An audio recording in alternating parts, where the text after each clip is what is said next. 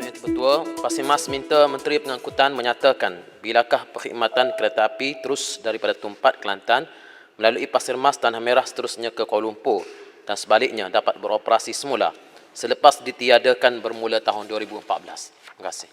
Sila Yang Berhormat Menteri Pengangkutan menjawab, tempoh masa 3 minit.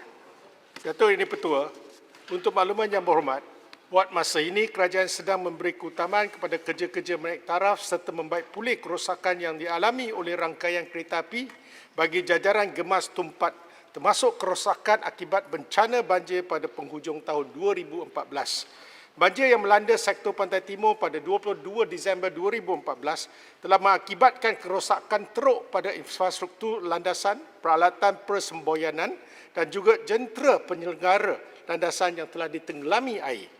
Antara kerosakan infrastruktur landasan yang dialami adalah tanah runtuh, landasan terakis dan ditenggelami air serta jambatan kereta api yang telah dihanyutkan air.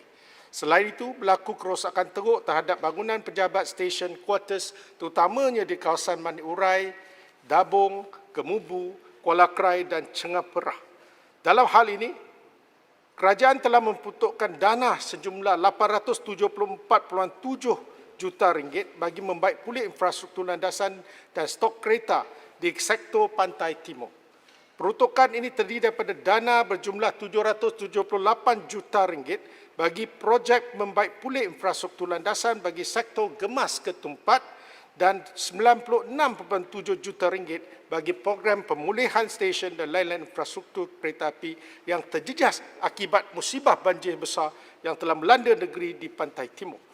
Keseluruhan kerja membaik pulih infrastruktur landasan di sektor Pantai Timur ini dijangka akan siap pada pertengahan tahun 2021. Maklumat mengenai projek membaik pulih infrastruktur landasan bagi sektor Gemas ke Tumpat adalah seperti berikut. Pertama, pemulihan landasan dari Gemas hingga Mentakap oleh Syarikat Khidmat Asia Sedia Berhad dengan kos 216.9 juta ringgit, kemajuan projek sehingga Julai 2020 adalah 86.4%. Dan kedua, pemulihan landasan daripada Mentakap hingga Gua Musang oleh Syarikat Fajar Baru Builders Sedia Berhad dengan kos 259.7 juta ringgit, kemajuan projek sehingga Julai 2020 adalah 97.08%. Dan ketiga, pemulihan landasan dari Gua Musang hingga Tumpat oleh Syarikat Embrace Sedia Berhad dengan kos 301.4 juta ringgit. Kemajuan projek sehingga Julai 2020 adalah 75%. Kerajaan bersedia untuk menimbangkan pembukaan semula perkhidmatan kereta api ekspres daripada Kuala Lumpur ke Tumpat setelah projek baik pulih dan naik taraf ini selesai sekiranya terdapat keperluan dan permintaan tinggi serta ketersediaan set-set train yang boleh beroperasi di sektor tersebut. Sebagai alternatif, pengguna masih boleh memilih untuk menggunakan kereta api sebagai pengangkutan daripada Kuala Lumpur ke Tumpat dengan menaiki ETS dari Kuala Lumpur ke Gemas, terusnya menaiki perkhidmatan tren antar bandar dari Gemas ke Tumpat. Sekian, terima kasih. Terima kasih Menteri. Sila tempat Terima tambah. kasih Yang Berhormat Menteri. Saya meneliti satu persatu jawapan Yang Berhormat Menteri tadi. Untuk makluman Yang Berhormat Menteri, di Dewan ini pada 4 Julai 2019, soalan yang sama telah dikemukakan oleh Yang Berhormat daripada Tumpat, daripada Pengkalan Cepa dan Tumpat. Jawapan yang diberikan oleh Yang Berhormat Menteri itu satu persatu ayatnya sama seperti jawapan pada 4 Julai 2019. Cuma ditukar perkataan akan siap pada penghujung tahun 2019, tapi Pak Menteri kata penghujung tahun 2021. Jadi, tapi itu tak kisahlah. Yang penting, saya mahu komitmen daripada kerajaan bahawa adakah di sana apa halangan sebenarnya untuk disiapkan landasan pembaikan ini sehingga memakan masa bertahun-tahun dengan janji dan berbagai janji dikemukakan, dan juga adakah landasan DMU ataupun train DMU diesel multiple units akan digunakan, kerana sepengetahuan saya train itu mempunyai kerusi yang agak tidak sesuai untuk diduduki dalam satu perjalanan yang panjang daripada Tumpat ke Kuala Lumpur. Terima kasih Bapak Menteri. Sila Menteri 2 minit 30 saat. Terima kasih Yang Berhormat. Saya meneliti soalan tambahan itu, ada beberapa perkara yang saya ingin terangkan. Pertama, projek ini walaupun kerosakan berlaku disebabkan oleh banjir besar pada penghujung tahun 2014, tapi dianya hanya bermula pada tahun 2016. Dan pada mulanya antara 24 hingga 36 bulan untuk siapkan. Tapi ada cabaran. Kenapa? Tumpat ke kawasan Kuala Lepis, kita masih ada perkhidmatan train tidak ekonomi. Bermaksud pelajar-pelajar nak ke sekolah, kita masih sediakan. Itu antara cabaran. Apabila ianya digunakan, ia pembaikan tu kena buat atas landasan yang masih lagi lifeline. Bermaksud bukan greenfield. Itu pertama. Dan masa untuk bekerja 4 jam. Dan bergantung kepada ketepatan masanya. Itu pertama. Kedua, memang benar, dari segi kita terlihat 3 kontraktor tu ada yang lebih kompeten, ada yang lambat 25%. Dan kita dah ambil tindakan. Kalau yang dia lambat, kita akan sama dia. Kita akan minta dia bayar already. Dan ketiga, kita bagi syarat. Kena siap juga pada pengetahuan. Saya tahu ada antara faktor cuaca. Kemudian MCO pula. Dan sebelum itu disebabkan Lifeline Project, dia kena melalui proses tu hanya dibenarkan bekerja 4 jam. Itu antara cabaran. Dan untuk soalan kedua yang bertanya DMU, ya, kita sediakan. Kita sedar bahawa dari Pantai Timur tempat sampai ke Johor Bahru, itu adalah satu perkhidmatan yang cukup selesa di mana kita sediakan katil. Dan itu adalah satu perkhidmatan yang cukup baik yang seperti yang saya katakan. Dan walaupun sekarang 9 gerabak, untuk break even, jangan kata untung, kita perlu 22 gerabak dan full train, full load. Dan ini menyebabkan setiap kali kita kena bagi 80,000 subsidi untuk satu train. Dan walaupun kerajaan bagi juga, kerana kita kena menjaga rakyat di Pantai Timur untuk datang ke kawasan Kuala Lumpur ataupun selatan.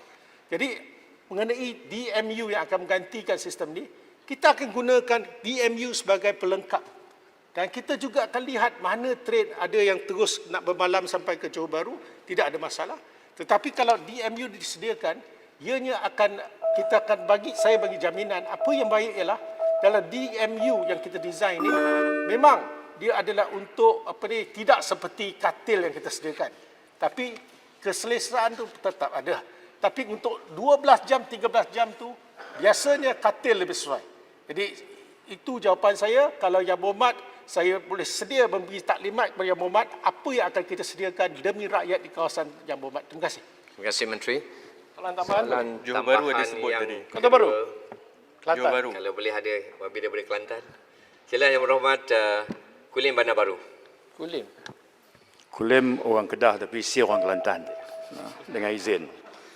Yang Berhormat Menteri, apakah Yang Berhormat Menteri boleh menerima kalau saya katakan bahawa secara relatifnya ya, perkhidmatan jalur Pantai Barat jauh lebih selesa, lebih berkualiti berbanding dengan perkhidmatan kereta api laluan ke Pantai Timur. Dari segi kekerapan, dari segi kualiti coach, talian perkhidmatan kereta api elektrik dan sebagainya.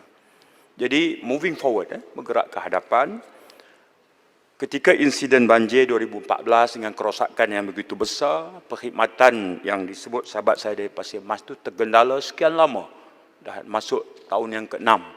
Okay? Dan itu menyusahkan penduduk. Dari sudut keadilan, agihan pembangunan dan perkhidmatan kepada rakyat, ternyata Pantai Timur itu sangat tertinggal. Jadi saya tahu KTM adalah satu agensi yang terus mengalami kerugian. Tadi Yang Berhormat Menteri pun sahkan subsidi bagi laluan yang tidak menguntungkan. Tapi dengan mengambil kira semua halangan itu, Yang Berhormat Menteri, saya nak minta Yang Berhormat Menteri share. Katakanlah Yang Berhormat Menteri kekal pada kedudukan sebagai Menteri Pengangkutan ini, apakah gambaran perkhidmatan kereta api tanah Melayu untuk perkhidmatan Pantai Timur yang Yang Berhormat Menteri impikan?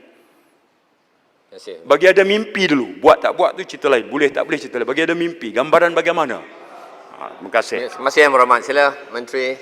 Terima kasih Yang Berhormat. Suka bermimpi tapi saya suka pada realiti. Ya. Bagi saya, selaku Menteri Pengangkutan, itu menjadi tanggungjawab saya. Yang Berhormat bagi satu soalan tanggung. Bola tanggung pada saya. Apa yang kita buat sekarang untuk melengkapkan jaringan sistem kereta api kita, sebab tu kerajaan kita akan teruskan ECRL. Dan ECRL yang kita akan buat di pelengkap pada sistem KTMB yang ada. Ini pertama. Dan di samping kita membaik pulih trek yang ada daripada Tumpat sampai ke Gemas, itu pertama. Dan kita masih memikirkan jangka panjang. Saya sedar bahawa yang Muhammad cakap tu pantai barat kalau dari segi jaringan kereta api dia lebih baik, jauh lebih baik daripada pantai timur. Tapi inilah masanya kita membantu negeri di pantai timur. Dan sebab itu ECRL itu perlu.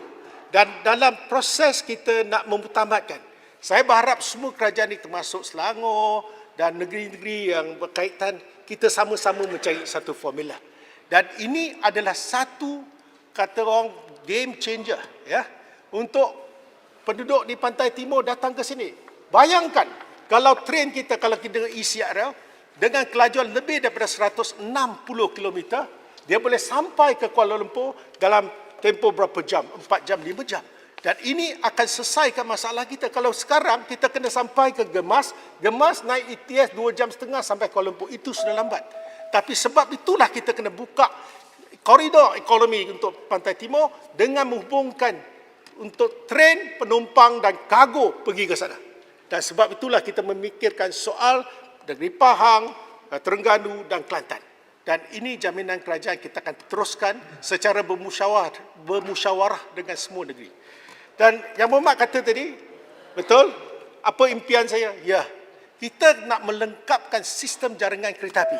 Dan bukan setakat itu. Sebab tu saya kata ECR connection dia mesti tak boleh buat secara silo. Dia kena dihubungkan kepada sistem pengangkutan awam yang ada. Dan begitu juga KTMB. Kalau kita nak sambung, mesti ada tempatnya. Di mana? Kalau di Mentakap. Mentakap akan jadi satu stesen di mana kalau ECRL dengan KTMB dia akan bertembung. Dan di situlah orang nak tukar ke ECRL ke mana, tidak menjadi masalah. Dan saling hubungan itu sangat penting bagi kita untuk menjamin pantai timur ini dipelihara. Bukan sahaja oleh yang berhormat di sana, tapi bagi kita, kita lebih mementingkan, kita committed untuk menjayakan agenda negara ini. Terima kasih. Terima kasih Menteri. Tanya manis.